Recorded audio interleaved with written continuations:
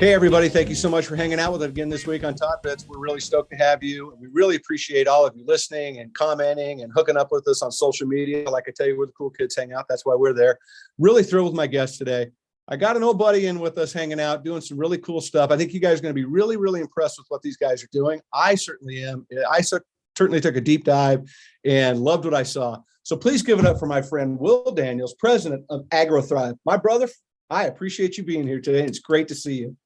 Todd, it's great to see you too. Thank you so much for having me. It's quite a pleasure, and I appreciate you inviting me. Oh, it's absolutely. Well, it's not hard to do. We go back. We've walked a few paths together in our tenure out here in the world. And, when I saw what you were up to and what you're doing next and kind of dove into it, it's like, hey, these guys are definitely worth getting on the show talking about, because I think what you guys are doing is super cool. And I don't think a lot of people understand the organic, fertilizer business and understand what's all involved. They see what grows on top of the soil, but they don't have a lot of energy to what goes inside the soil in a lot of ways. And I want to get into that today, especially the way you guys are doing it and the way your company's created and stuff. I think it's going to be, I'm really excited about the conversation that we're going to have. But before we do that, like I always do, tell everybody a little bit about who you are and your journey and how the hell I roped you into hanging out with me this morning. Wow. Well, my journey starts a long, long time ago in a place far, far away. All of our journeys start that way, right? At our age, brother. Yeah, at our age, all of our journeys start with that opening mantra. No, but really, I've been involved with food for my whole life. My mom was a caterer as I was growing up, knee-high to a grasshopper, and really, she kind of opened my eyes to the whole food world. And when I went away to college, my dad said I'd be happy to pay for school, but otherwise you got to support yourself. So I realized I needed to get a job right away and went into the restaurant business. And my first job was actually cutting fish for a fish market restaurant, and ran the market itself, and then moved into purchasing for the restaurant, which was a great experience. And unfortunately, at that point, school wasn't going so well, so I ended up dropping out. But really refocused on management and understanding the restaurant food service world, which was a great experience. But I did promise my dad that I'd get back to school at some point, and so decided to move up to San Luis Obispo and focus on school there and getting into Cal Poly. Eventually, I got my degree in nutrition at Cal Poly. And go Mustangs. Go Mustangs. And with that, I thought that I would really be able to solve everybody's nutritional issues and make good of the world. And I realized that in order for me to do that, I needed to become a registered dietitian, which was not really the path that I wanted to go down. So I threw myself back into the food world and focusing on restaurants, and really tried to implement food safety principles back in the 80s, which was fairly new and really unprecedented in the restaurant world. Hot food hot, cold food cold kind of stuff. Sure. And really enjoyed that. So I had created my own consulting business to help out in the restaurants, and I actually went back into a seafood processor, helping them with HACCP, et cetera. Fast forward to post college, and I had a hot sauce company for a little while, had a catering business for a while, and during a busy day at catering, and I was working hard and realized that this really wasn't what I had gone to school for, and I had ended up in the Salinas area at the time, and had several friends working in the produce industry, and knew of all that was going on, and knew that my degree would fit into the quality assurance world pretty well. And so that's what I did. I sent my resume to a buddy of mine and said, hey, if there's a position for me, let me know. And that happened to be Earthbound Farm. And I joined them in 1999 as an assistant QA manager. And at that time, Earthbound was a small regional processor doing about 200,000 pounds of leafy greens a week. And I got on the most incredible ride I have ever been on, really. 15 years at Earthbound Farm, helped build the program. Yeah. Food safety, quality, organic integrity. Along the way, I served on the board of California Certified Organic Farmers, chaired that board for about 6 years. And in 2006, was at the center of a national outbreak and FDA investigation around spinach. We turned out to be the manufacturers of that spinach that led to the outbreak. And so spent a long time with regulators trying to find the root cause. Had a really fun visit from the FBI about 3 weeks into our investigation because they were acting on a tip we had knowingly distributed contaminated product. Wow. So that was a whole nother experience. I got through that. We got through that. We were exonerated from that charge. Really, we emerged from the outbreak with a new sense of what food safety meant in fresh produce. Sure. There was a lot of focus on test and hold. That was really our additional hurdles that we added to our already robust program without a kill step. And so that's really where we focused. That was brand new for the industry. So I spent a lot of time talking to my colleagues in industry, academia, as well as regulators about what we were finding. And really, it has become a very common tool for food safety professionals today in the fresh cut industry, for sure. Yeah. So a few years after the outbreak, I had the opportunity to run all of operations for Earthbound Farm, which was a great experience for me. For sure. Left them in 2014 and really went back into consulting, worked for a couple of different juice startup companies, which was exciting. And most recently was with IEH Laboratories and Consulting Group, running their produce division, helping clients in all aspects of produce, whether it be operations, organic integrity, food safety, or quality issues. We were there to help out. And that brings me to AgroThrive, which is really what we're here to talk about today, and what, as you said in the introduction, has really energized me and excited me about all the opportunities that AgroThrive brings. And really, it's kind of a full circle moment for me because, one of our major feedstocks are those very fish carcasses that I left, in the garbage can back when in the restaurant. Yeah, probably not the same fish. I'd hope not. No, it's not the same fish. Yeah, it'd be a high level of funky by now. It is exciting to kind of come full circle and be working with that product again in a different aspect, but it certainly is super exciting. That's cool, dude. I mean, your trajectory has been fantastic, and again, what you did at Earthbound, the things that you changed, the things you've gone through is phenomenal. I mean, it's those that know the story, and if you don't, it's really it's something. And the fact that you guys were able to overcome that and then continue to build an iconic brand is really, it's pretty impressive, to be honest with you. But I'm excited about, like you said, the AgroThrive. I think this is such a neat company doing some really cool stuff. But let's frame it up a little bit. Let's give some people a little bit of an insight of what's going on. First, how big is the organic fertilizer industry here in the United States? I mean, it's an interesting question because, again, I don't necessarily know people put a lot of energy to how the stuff below the ground works and why you need boats below the ground and what really is available below the ground. So tell me a little bit about, if you wouldn't mind, about the size and scope of the business. Thanks for joining the Todd-versation. And now, a word from our sponsor. Hi, I'm Karen Nardotza, President and CEO of Moxie Marketing. On behalf of all the Moxers worldwide, thanks for listening to Todd-versations and Todd Bits. At Moxie, we're known for strategic marketing and PR, unique branding and packaging, award-winning web and graphic design, and trade show experiences that generate results. Whether you're selling B2B or B2C, a farmer, processor, commodity board, retailer, food service, or somewhere else on the supply chain, we make it easier to grow your brand and your business. From avocados to zucchini and petunias to protein, we help you tell your story, stand out, and achieve your goals. Get Moxie, and together we'll celebrate your success.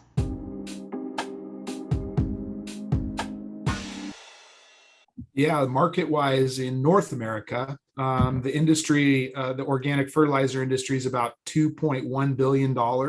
Yeah. And it's projected to get to about 3.6 by 2026, Amazing. which is about a 12% annual growth rate, which is a pretty exciting thing. And globally, we're talking about 8.3 billion now. Wow. and projected to be at 15.9 billion by 2030.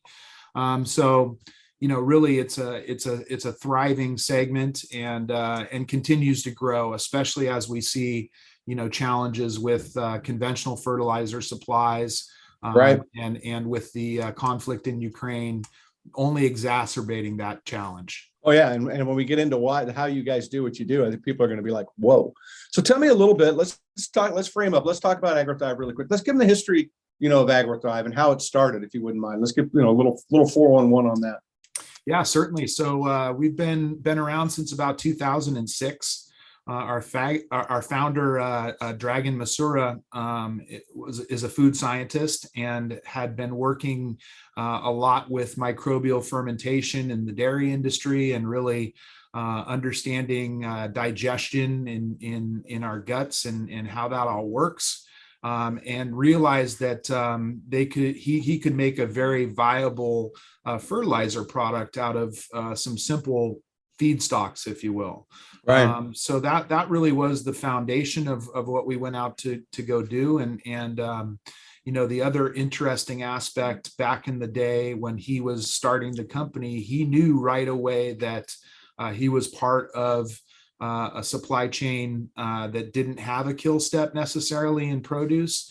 And so he focused on food safety right out of the gate, which was something that was really a differentiator amongst fertilizer suppliers or input suppliers during that time. AgroThrive was actually a supplier to Earthbound Farm back in the day. And so subsequent to our outbreak and recall and some issues with fertilizers, organic fertilizers back in the day, not necessarily representing true organic fertilizers, we built a fertilizer validation program to ensure that not only was the fertilizer we were using organic, but it also was food safe. And so we instituted a requirement around validation, and then testing lots for pathogens. And AgroThrive was the first to step up to the plate and complete all the requirements in that program. So impressed me right out of the gate.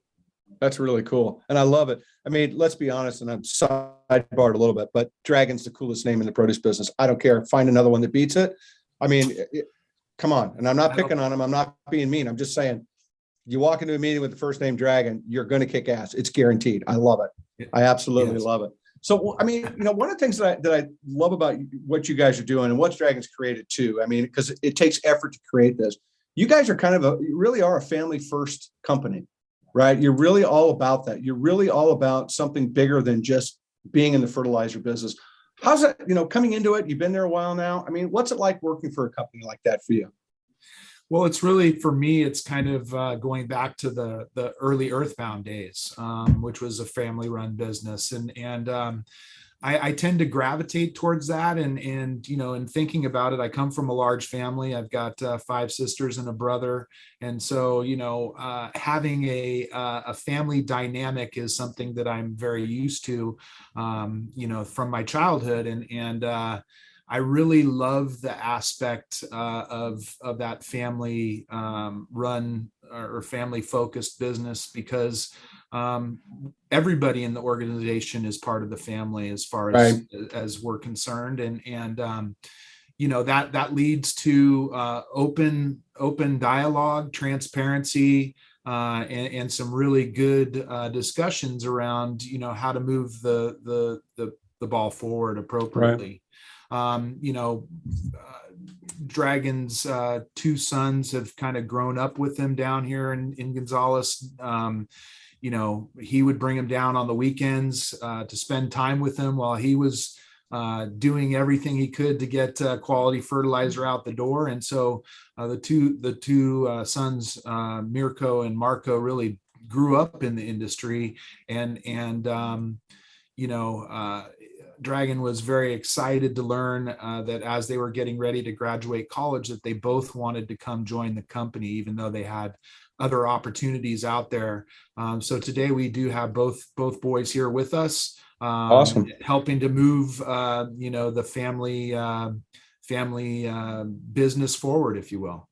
I love it. I mean, you get into a family, you get into a company that's focused like that. It's not a hard place to work in a lot of ways, right? I mean, you're to that point of, you're out to uplift your team, right? I mean, that's the goal, right? So it's not hard. It's part of that culture. And I think that's just so powerful. And I think it makes a great company. I mean, I think we need to be thinking harder about building that family first culture when it comes to business. I think it's hard to do with, 25,000 employees. I get that, but that mindset can apply to that, of that big of a group. And I just think it's such a great way of doing it. I love it. Thanks for sharing that. It's great to see the kids involved, right? It's great to see the ball moving down the field again.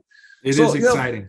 I want to talk a little bit about the problems that you're solving and what you guys are doing, and on your mission statement, you guys say, you're out to improve the health of our soils, the sea and the skies by safely repurposing nutrient dense organic waste into sustainable bio-fertilizers. So AgroThrive, what I can determine is built on the belief that, organic waste, which is what we're going to talk about, can be converted into a safe and more, can be converted into a safe, nutritious fertilizer. So explain to me a little bit about what that means and how that applies. Yeah, so the mission, again, to protect the soils, seas, and skies, really our product, going through what we call the Progressive Digestion Process, creates a readily available nutrients for the plants to immediately uptake. And so, creating a healthy soil environment for the plants to thrive in is very, very important and part of that mission. When you're creating that healthy soil environment, you tend to be able to lock in the nutrients and prevent runoff and leaching from that environment. And so that's really what we believe is the part of protecting the seas, is preventing runoff of these nitrogen-based fertilizers into our waterways and eventually into the ocean.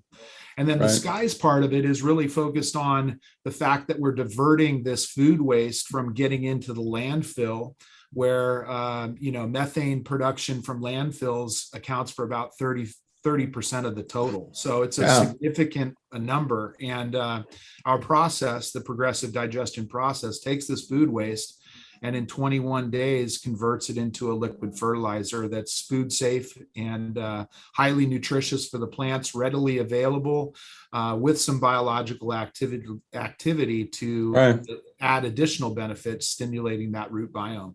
I love it. Well, and we're going to get deeper. I want to get into the Progressive Digestion Process at this point so people can understand exactly what you're doing. But, it's interesting that nearly 60%, you touched on a little bit, of animals raised for human consumption become waste, right? It's a huge contributor to greenhouse gases.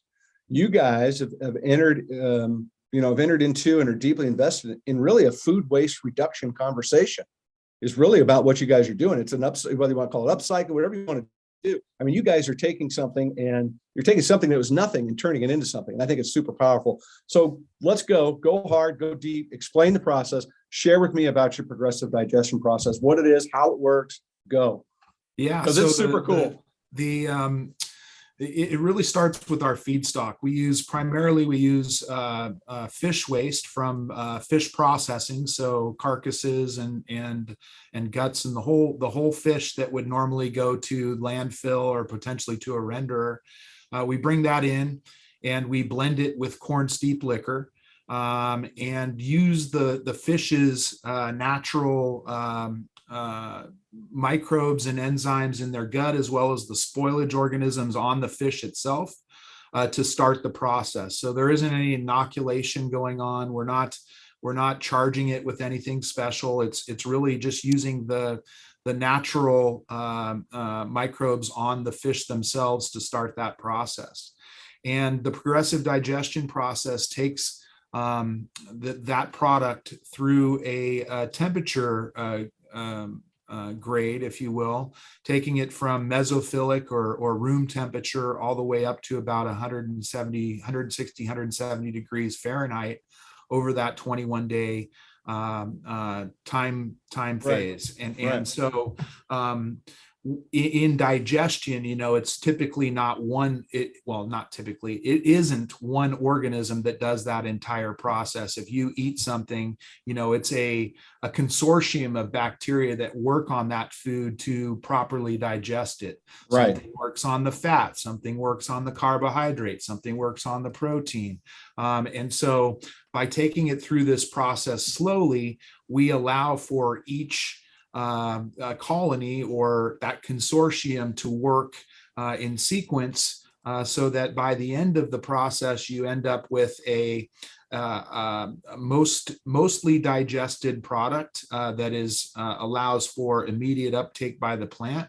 And we use the microbes energy produced and capture that heat to heat the product up. So there really isn't any energy consumption produced by this process, if you will.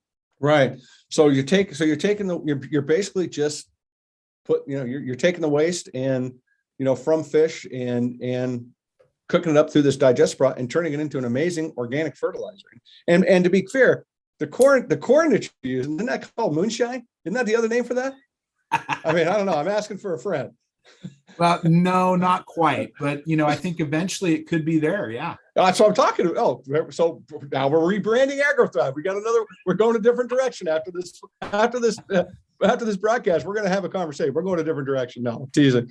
But it's so cool to think about what you're doing. I mean, again, product that doesn't have any true clear purpose in a lot of ways, coming through, going through your process, and you guys are extracting, putting everything together and coming out with this amazing fertilizer. It's fascinating to me because I love the food waste part of it. I love the upcycling. I love the fact that we're keeping it out of the landfills. I love the fact that we're, repurposing. But one of the interesting things about your product that I find amazing, and I've, got a nice garden, flowers and plants, everything else, your stuff works incredibly fast on the plants. Like I can put your stuff out through the watering can and do something. Like I can see a difference in a week. It's pretty amazing. Is that just because it's just the way you guys are doing it, because it's got such a great load of stuff going on? Or is it because you just got that right blend going in, the plant's just finding everything it wants to just blow up and go with? No, it really does have everything to do with our process. Most liquid fertilizers that are in the marketplace today are blends of fish emulsion and this corn steep liquor, but don't really go through the same digestion process that our products do. So as a result, when you apply it to the field or to a garden, you have to allow the microbial activity to take place, that digestion to happen in the field. So there's a time delay before those nutrients are available to the root and the plant to uptake. Whereas our products, because we have gone through our progressive digestion process, those nutrients are readily available for the plant to immediately uptake. And then because we have biological activity in the finished product, it also aids in stimulating that root biome by allowing for dramatic root hair growth, as well as biological activity on the surface of those roots, as well as in the phloem of the plant, that allow for great nutrient uptake, water uptake, and really holding all those nutrients in that root biome so that the plant can continue to thrive subsequent to that application. Yeah, I love it. It's impressive stuff. No two ways about it. I mean, it's impressive. One of the things that I found myself asking companies like yourselves are curious about is how you go about collecting data, how you go about proving what you're doing, who you're working with, why you're working with. I think a lot of that comes from some of what I've learned through this pandemic about how the tests were done with vaccines. What was, what's the process? What information do you provide? And if you get in, it's a rabbit hole I'm not going down, but it got me curious about how does this work, right? Because you guys could just have somebody in the lab going, "Well, this shit works great." But, there's more to it than that. So I want to talk a little bit about the data collection you do with universities, USDA, et cetera. What do you guys, I'm going to give you a two-part question, let you run with it.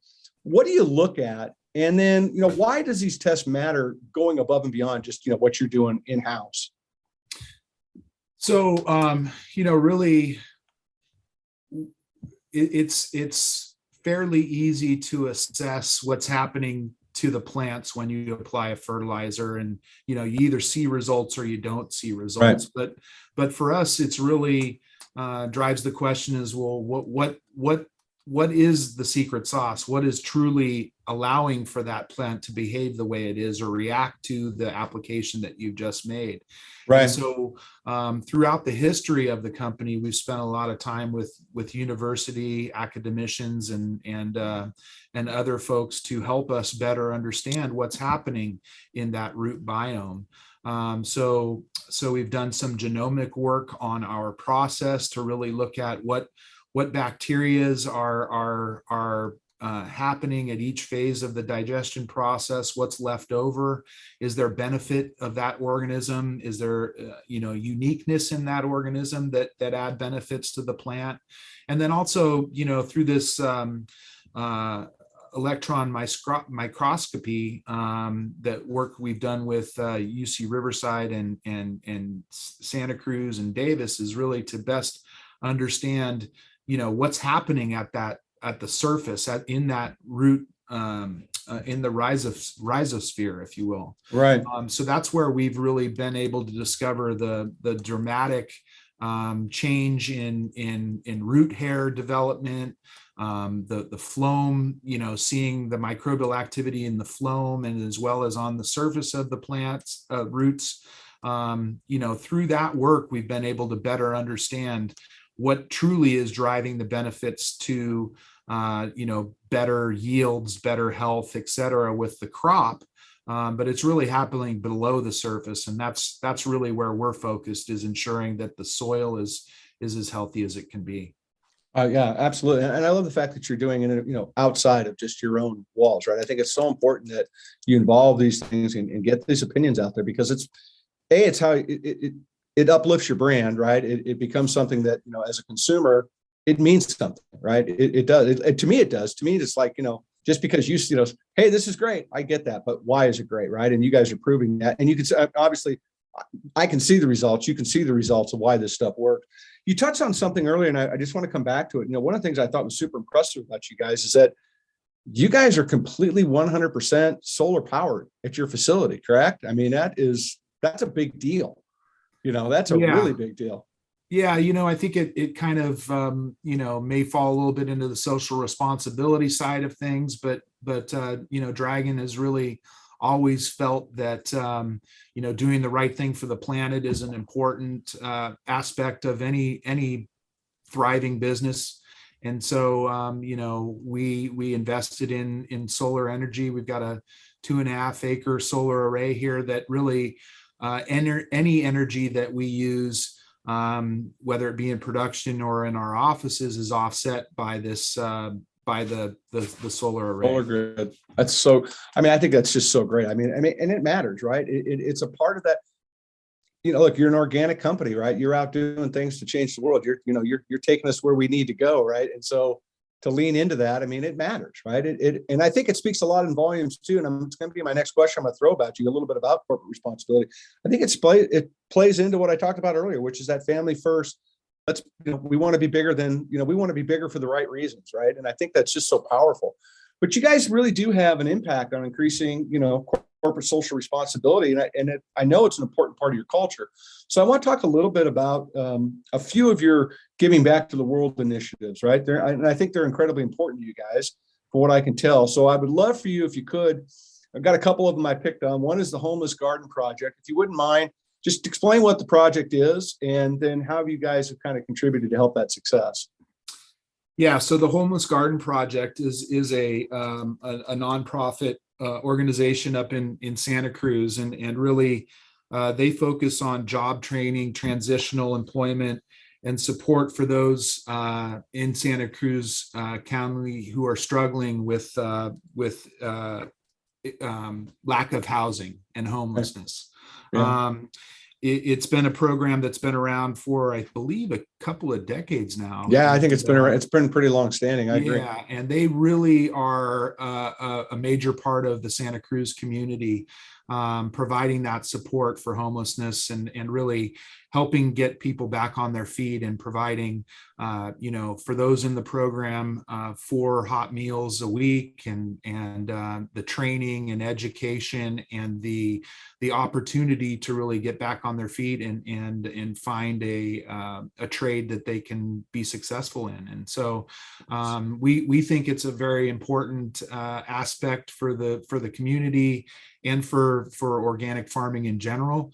And so we support them. And we have been through a program where we allow on our website, when consumers purchase our home and garden products, they have the opportunity to round up their purchase, and all of that, the proceeds in that roundup campaign, we donate to the Homeless Garden Project.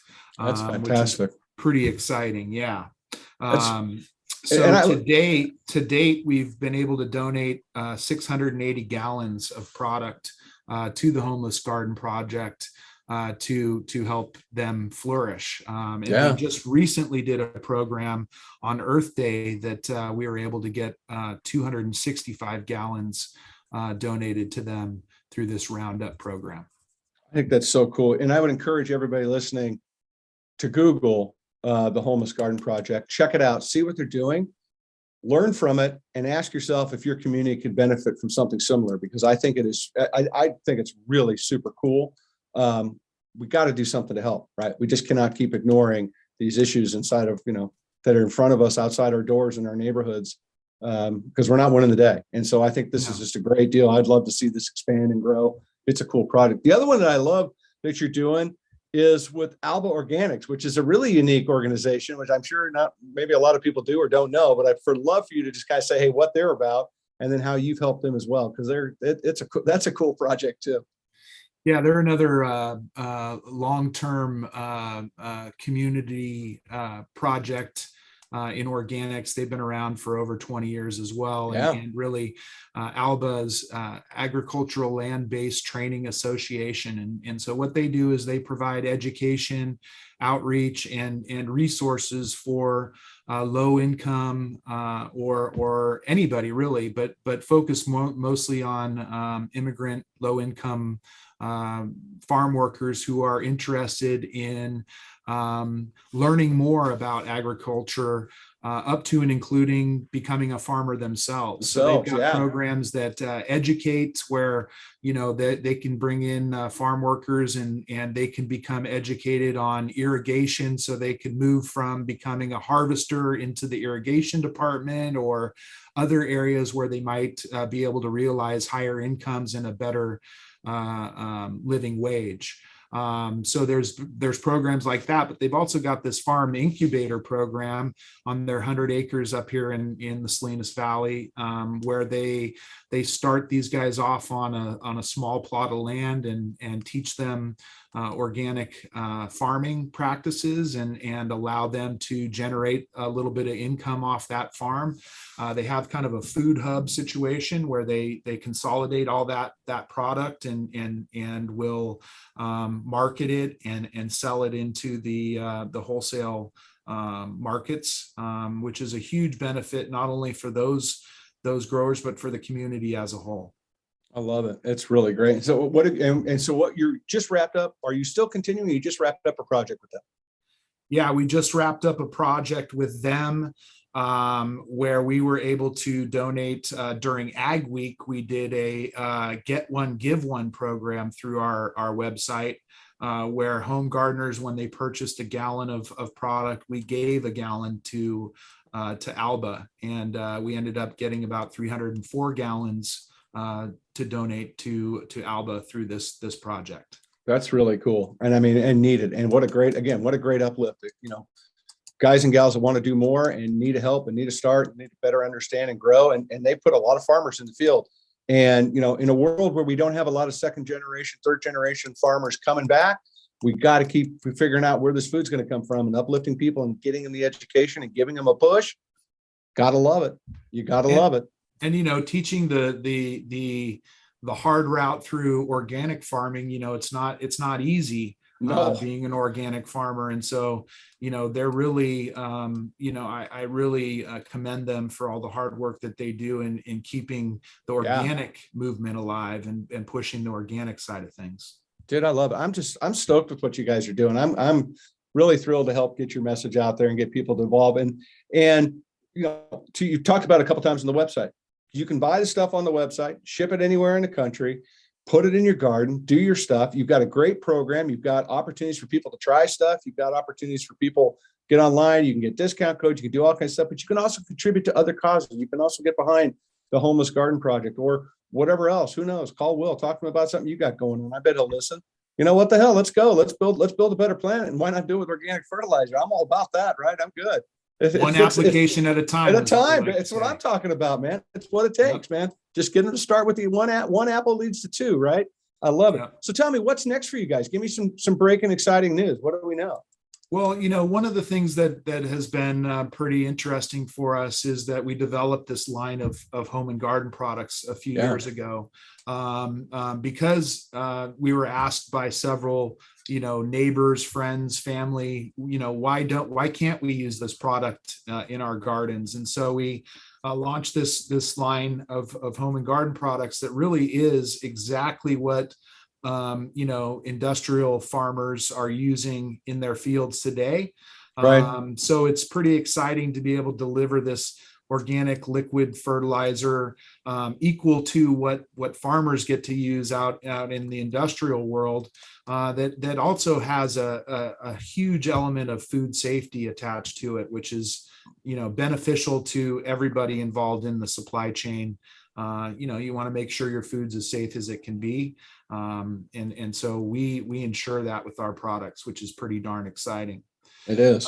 Another project that really is getting a lot of interest and excitement is in California specifically. We've got this SB 1383 that says that you can't divert your food waste to the landfill anymore. Right. And so it's a big challenge, not only for us home cooks and trying to figure out what goes in what bin with respect to recycling that food waste at home, but major retailers and restaurants and everybody in the food system really has to be concerned about that. And so we have been working with a major club store to see if we can take their expired protein waste from their warehouses and convert that into a viable fertilizer product that we would then supply to the produce growers, who are then supplying the warehouse and create what we call a closed loop project. Closed loop, yeah. And so that's super exciting. I think that has a lot of opportunity, and something that members of that club store will get behind and be encouraged to participate in.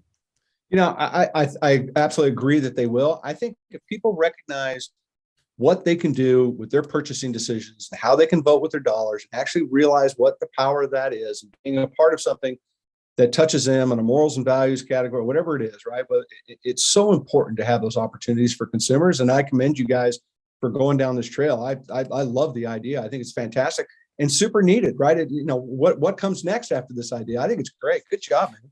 Yeah, it's super exciting. And in another area that we really believe that we can have a significant impact on, and certainly, in the ag world becoming a very important topic, is this regenerative agriculture, where, a lot of the conventional growers are realizing that the 50 plus years of conventional practices are starting to deplete soil health and the nutrition on their ranches and farms. And so, having a product that is easily introduced into a conventional system, especially with the rising costs of conventional fertilizers, we are at a price point now where we can compete with those conventional fertilizers and bring added value around, the organic attributes that we can bring to that field, improving the soil health through the nutrition and the biological activity,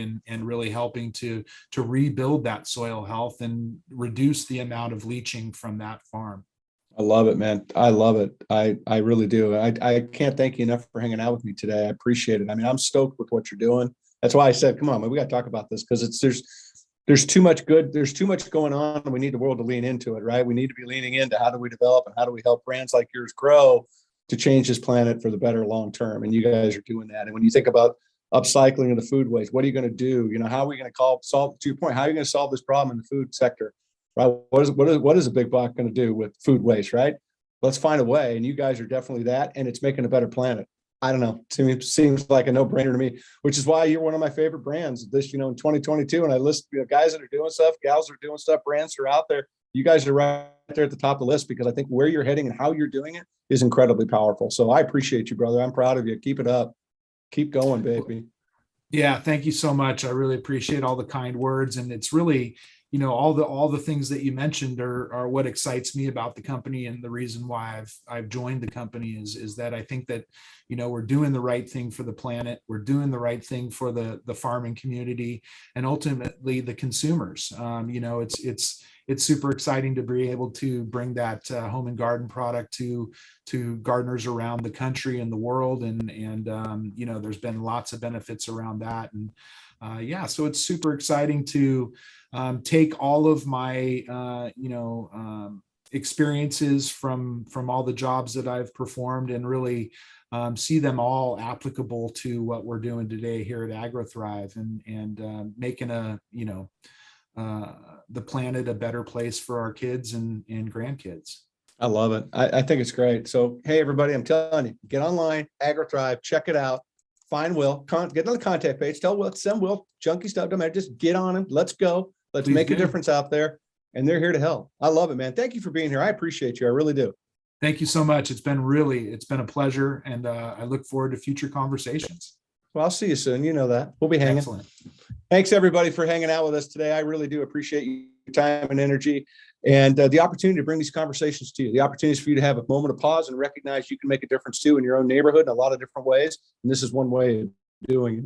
So thanks for listening. Thanks for checking us out. Don't forget, look us up on social media, hang out, connect, follow us, love us, talk to us, come share your story with us, whatever it takes. You know how to find us. Thanks for being here. Remember, go inspire somebody today. It's really important. You will make your day better, and you're certainly going to make theirs better. Take care, everybody.